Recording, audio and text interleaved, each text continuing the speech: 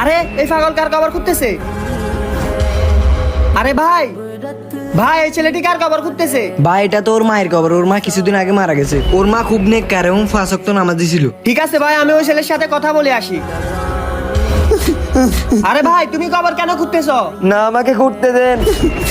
ভাই আগে আমাকে বল আসল ঘটনাটা কি? ভাই আমার মা অনেক কষ্টে আছে। কিন্তু ছোট ভাই, তোমার মা তো অনেক নেককার এবং 5 ওয়াক্ত নামাজি ছিল, তাহলে তোমার মা কেন কষ্টে থাকবে? ভাই আমার মা আমার স্বপ্নে আসছিল। আরে ছোট ভাই, তোমার মা স্বপ্নে আসছে, তাহলে কি হয়েছে? আমার মা আমাকে প্রতিদিন স্বপ্নে এসে বলে আমাকে এখান থেকে উঠে অন্য জায়গায় কবর দে। অন্য জায়গায় কবর দিত, কিন্তু কেন? উনি বলছে ওনার কবরের পাশে কোনো এক গুনাহগারের কবর আছে। যখনই ওই ব্যক্তির কবরে আজাব হয় তখনই আমার মায়ের অনেক কষ্ট হয়।